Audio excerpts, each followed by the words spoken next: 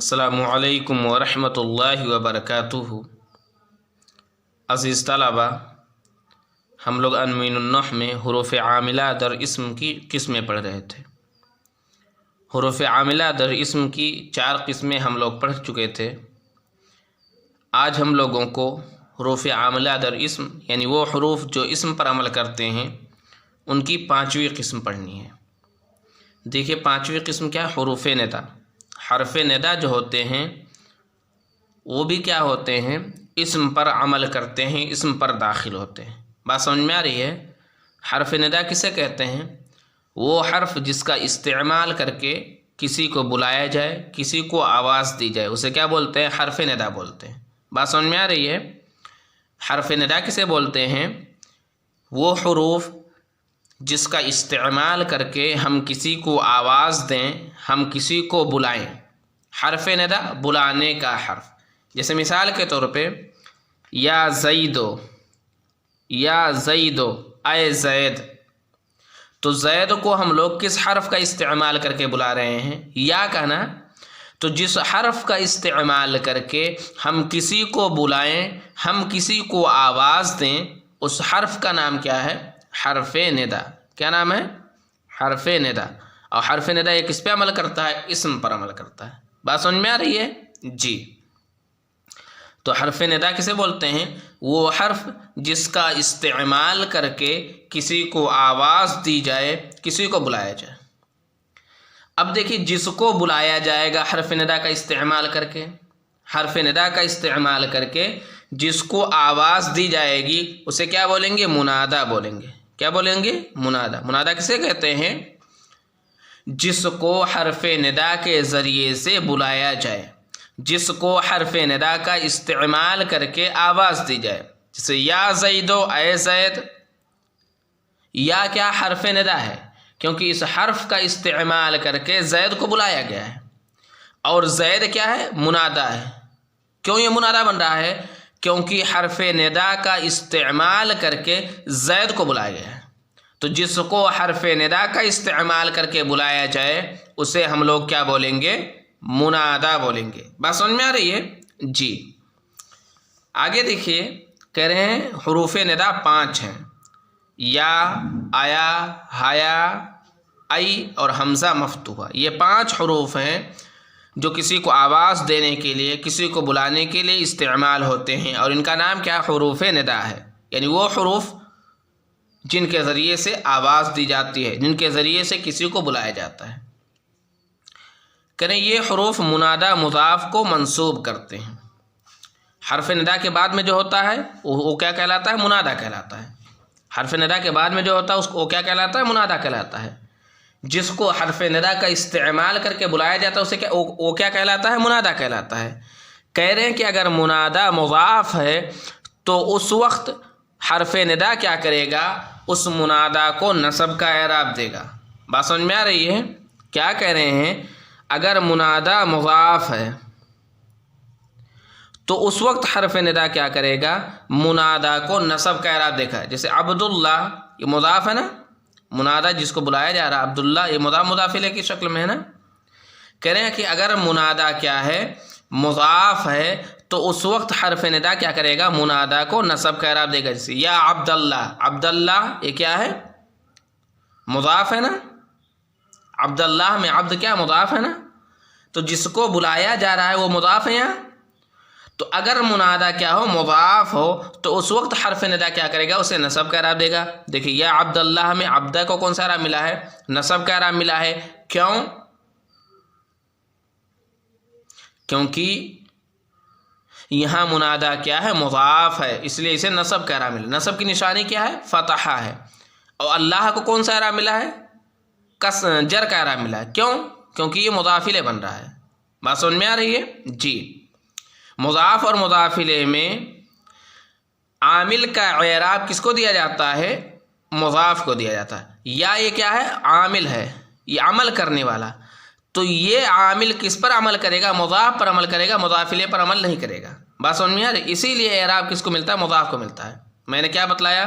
اگر منادہ مضاف ہے تو اس وقت مضاف کو ہم لوگ نصب کا اعراب دیں گے۔ مضاف ہی کو نصب کا اعراب کیوں دیا جاتا ہے، مضاف الیہ کو کیوں نہیں دیا جاتا ہے؟ میں نے کیا بتلایا کہ اگر مضاف اور مضاف الیہ ہے تو عامل اپنا عمل مضاف میں کرے گا، مضاف الیہ میں نہیں کرے گا۔ عامل اپنا عمل کہاں کرے گا؟ مضاف میں کرے گا، اور مضاف اپنا عمل مضاف الیہ میں کرے گا۔ اللہ ہی اس کو جر کا اعراب ملا اسی مضاف کی وجہ سے۔ بات سمجھ میں آ رہی ہے؟ جی، کہہ رہے یہ حروف منادہ مضاف کو منصوب کرتے ہیں۔ کہہ رہے یہ حروف یعنی یہ حروف ندا منادہ مضاف کو منصوب کرتے ہیں، یعنی اگر منادہ مضاف ہے اضافت کی شکل میں ہے تو اس وقت یہ حروف کیا کریں گے؟ اس کو نصب کا اعراب دیں گے، جیسے یا عبد اللہ، اور مشابہ مضاف کو بھی کیا کرتے ہیں؟ نصب کا اعراب دیتے ہیں۔ کیا کہہ رہے ہیں؟ یہ حروف ندا کیا کرتے ہیں؟ مشابہ مضاف کو بھی نصب کا اعراب دیتے ہیں۔ مشابہ مضاف کسے کہتے ہیں؟ مشابہ مضاف کسے کہتے ہیں؟ مشابہ مضاف کہتے ہیں جس کو مضاف کی طرح، جس طرح سے مضاف کو مضاف الیہ کی ضرورت پڑتی ہے، تو جس کلمے کو اپنا پورا معنی دینے کے لیے کسی دوسرے کی ضرورت ہو، کسی دوسرے کا وہ محتاج ہو، تو اس کو ہم لوگ کیا بولیں گے؟ مشابہ مضاف۔ جس طرح مضاف کو اپنا پورا معنی دینے کے لیے کس کی ضرورت پڑتی ہے؟ مضاف الیہ کی ضرورت پڑتی ہے، جیسے غلام و زید، غلام و زید، زید کا غلام۔ اگر صرف غلام بولتے، غلام غلام غلام، کس کا غلام؟ یہ اپنا پورا معنی دے رہا ہے۔ یہاں غلام سے کون غلام مراد ہے؟ کس کا غلام مراد ہے؟ یہ اپنا پورا معنی نہیں دے رہا ہے نا۔ اس کو اپنا پورا معنی دینے کے لیے کس کی ضرورت ہے؟ مضاف الیہ کی ضرورت ہے۔ غلام و زید، زید کا غلام۔ اب معلوم ہوگا کہ یہاں غلام سے مراد کون ہے۔ بات سمجھ میں آ رہی ہے؟ تو غلام یعنی جس طرح مضاف کو اپنا پورا معنی دینے کے لیے مضاف الیہ کی ضرورت پڑتی ہے، اسی طرح سے اگر کوئی کلمہ ایسا ہے جس کو اپنا پورا معنی دینے کے لیے کسی دوسرے کلمے کی ضرورت پڑے، تو اس کو ہم لوگ کیا بولیں گے؟ مشابہ مضاف۔ اس کلمے کو ہم لوگ کیا بولیں گے؟ مشابہ مضاف۔ اور مشابہ مضاف کو یہ حرف ندا کیا کریں گے؟ نصب کا اعراب دیں گے۔ جیسے مثال کے طور پہ یا طالعن، اے چڑھنے والا، یا طالعن، اے چڑھنے والا۔ طالعن یہ اپنا پورا معنی دے رہا ہے، اپنے بارے میں پورے طور پہ جانکاری دے رہا ہے؟ نہیں نا۔ اس کو اپنا پورا معنی دینے کے لیے کس کی ضرورت ہے؟ جبلن کی نا، ٹھیک مضاف کی طرح نا۔ جس طرح مضاف کو اپنا پورا معنی دینے کے لیے کس کی ضرورت تھی؟ مضاف الیہ کی ضرورت تھی، اسی طرح سے طالعن کو اپنا پورا معنی دینے کے لیے کس کی ضرورت ہے؟ جبلن کی ضرورت ہے نا۔ تو طالعن کو ہم لوگ کیا بولیں گے؟ مشابہ مضاف بولیں گے۔ کیا بولیں گے؟ مشابہ مضاف۔ یا طالعن جبلن، اے پہاڑ پہ چڑھنے والا۔ تو طالعن یہ کیا ہے؟ مشابہ مضاف ہے۔ تو یہ حروف ندا مشابہ مضاف کو بھی کیا کریں گے؟ نصب کا اعراب دیں گے۔ مشابہ مضاف کسے کہتے ہیں؟ مشابہ مضاف کہتے ہیں جس طرح مضاف کو اپنا پورا معنی دینے کے لیے مضاف الیہ کی ضرورت ہوتی ہے، اسی طرح سے اگر کوئی کلمہ ایسا ہے جس کو اپنا پورا معنی دینے کے لیے کسی دوسرے کلمے کی ضرورت ہے، تو اس کلمے کو ہم لوگ کیا بولیں گے؟ مشابہ مضاف بولیں گے۔ طالعن ایک ایسا لفظ ہے جس کو اپنا پورا معنی دینے کے لیے، ایک ایسا کلمہ ہے جس کو اپنا پورا معنی دینے کے لیے جبلن کی ضرورت ہے، اس لیے ہم نے طالعن کو کیا بولا؟ مشابہ مضاف بولا۔ بات سمجھ میں آ رہی ہے؟ جی، کہہ رہے ہیں مشابہ مضاف کو بھی یہ حروف ندا کیا کرتے ہیں؟ نصب کا اعراب دیتے ہیں۔ تو طالعن کو نصب کا اعراب ملا ہے نا؟ جی ملا ہے۔ علامت کیا ہے؟ فتحہ علامت ہے۔ اسے نصب کا اعراب حرف ندا نے کیوں دیا ہے؟ اس لیے دیا ہے کیونکہ طالعن کیا ہے؟ مشابہ مضاف ہے۔ طالعن کو بھی اپنا پورا معنی دینے کے لیے کسی دوسرے لفظ کی، کسی دوسرے کلمے کی ضرورت ہے، جس طرح سے مضاف کو اپنا پورا معنی دینے کے لیے مضاف الیہ کی ضرورت پڑتی ہے۔ بات سمجھ میں آ رہی ہے؟ جی، تو کیا کہہ رہے ہیں؟ یہ حروف ندا کیا کہتے ہیں؟ مشابہ مضاف کو بھی نصب کا اعراب دیتے ہیں، اور نکرہ غیر معین کو بھی کون سا اعراب دیتے ہیں؟ نصب کا اعراب۔ نکرہ غیر معین کسے کہتے ہیں؟ نکرہ غیر معین کسے کہتے ہیں؟ وہ نکرہ جو معین نہ ہو، جو خاص نہ ہو، بلکہ وہ عام ہو۔ جیسے کوئی اندھا آدمی سڑک پر چل رہا ہے اور وہ کسی آدمی کو آواز دے رہا ہے، کسی آدمی کو بلا رہا ہے، تو وہ آدمی اس کے لیے خاص تو نہیں ہوگا نا، وہ آدمی اس کے لیے نکرہ ہے، اور وہ نکرہ معین بھی نہیں ہے نا۔ جیسے مثال کے طور پہ ایک اندھا آدمی جا رہا ہے اور اس نے کہا یا رجلا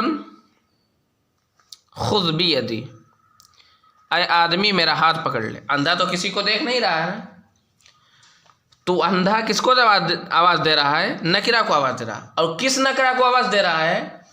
اس نکرہ کو آواز دے رہا ہے جو اس کے لیے خاص نہیں ہے۔ دیکھیے کبھی کبھی نکرہ خاص بھی ہوتا ہے، جیسے میں دیکھ رہا ہوں، میں نے کسی نکرہ کو، یعنی جس کو میں پہچانتا نہیں، اس کو میں نے آواز دی، وہ میرے لیے خاص ہے، میں اس کو دیکھ رہا ہوں کہ ہاں وہ موجود ہے۔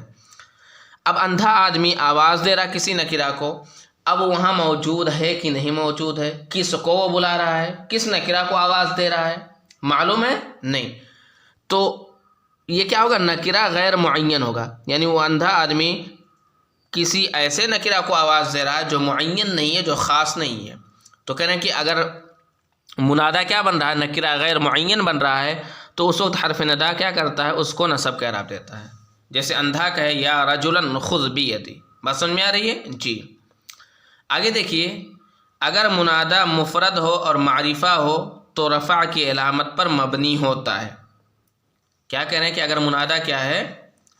مفرد ہے، مفرد مطلب مرکب نہیں ہے، مضاف الیہ کی شکل میں نہیں ہے، اور اسی طرح سے وہ معرفہ ہے، یعنی نکرہ نہیں ہے، تو اس وقت وہ رفع کی علامت پر مبنی ہوگا۔ رفع کی کتنی نشانیاں ہیں؟ میں نے بتلایا 3 نشانیاں، الف، واو اور ضمہ۔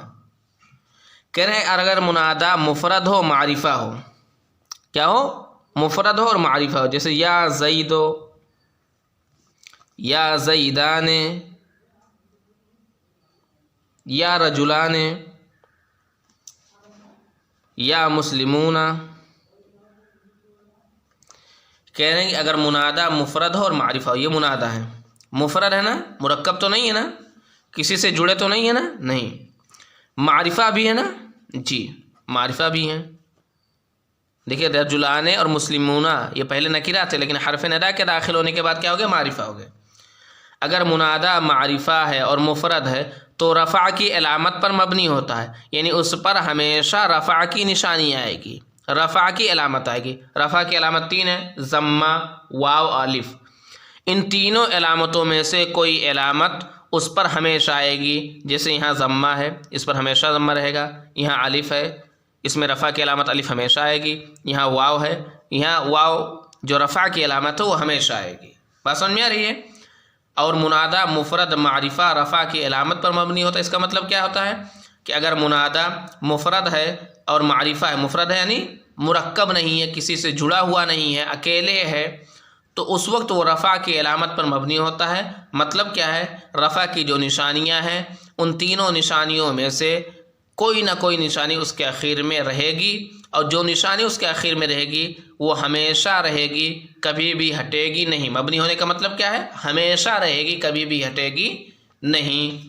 جیسے یا زیدو، یا زیدان، یا مسلمون۔ زیدو یہ ضمہ رفع کی علامت پر مبنی ہے، زیدان یہ الف جو رفع کی علامت ہے اس پر مبنی ہے، مسلمون یہ واو جو رفع کی علامت ہے اس پر مبنی ہے، موسیٰ یہ ضمہ جو رفع کی علامت ہے اس پر مبنی ہے، قاضی یہ ضمہ جو رفع کی علامت ہے اس پر مبنی ہے۔ بات سمجھ میں آ رہی ہے؟ جی آگے بتلا رہے ہیں کہ جو حروف ندا ہم لوگوں نے پڑھے ہیں ان کا استعمال ہم لوگ کیسے کریں گے۔ جیسے کوئی آدمی دور ہے، کوئی آدمی قریب ہے، تو کس کو آواز دینے کے لیے، اگر قریب کوئی آدمی ہے تو اس کو آواز دینے کے لیے ہم لوگ کس حرف ندا کا استعمال کریں گے، اگر کوئی آدمی دور ہے تو اس کو آواز دینے کے لیے ہم کون سے حرف ندا کا استعمال کریں گے۔ آگے وہی بتلا رہے ہیں کہ ای اور حمزہ نزدیک کے لیے آتا ہے، یعنی اگر کوئی آدمی قریب میں ہے، نزدیک میں ہے، تو اس کو آواز دینے کے لیے ہم ای یا حمزہ کا استعمال کر سکتے ہیں۔ آیا اور حیا دور کے لیے استعمال ہوتا ہے، یعنی اگر کوئی آدمی دور ہے تو اس کو آواز دینے کے لیے ہم آیا یا حیا کا استعمال کر سکتے ہیں۔ کریں اور یا دور و نزدیک دونوں میں مستعمل ہے، کریں چاہے کوئی آدمی قریب ہو یا دور ہو، اس کو آواز دینے کے لیے ہم یا استعمال کر سکتے ہیں۔ یا کس کے لیے استعمال ہوتا ہے؟ قریب کے لیے بھی استعمال ہوتا ہے اور دور کے لیے بھی استعمال ہوتا ہے۔ اگر کوئی آدمی قریب ہے اس کو آواز دینی ہے تو یا کے ذریعے سے دے سکتے ہیں، اگر کوئی آدمی دور ہے اس کو آواز دینی ہے تو یا کے ذریعے سے دے سکتے ہیں۔ بات سمجھ میں آ رہی ہے؟ جی، کل آپ لوگ کیا کریں گے؟ کل آپ لوگ منادہ مضاف کی 3 مثال لکھ کے لائیں گے، منادہ مشابہ مضاف کی 1 مثال لکھ کر کے لائیں گے، نکرہ غیر معین کی 1 مثال لکھ کے لائیں گے، منادہ مفرد معرفہ کی 5 مثال لکھ کر کے لائیں گے۔ اسی طرح سے ای، حمزہ، آیا، حیا اور یا، ان 5 کی 1 مثال لکھ کر کے لائیں گے۔ بات سمجھ میں آ رہی ہے؟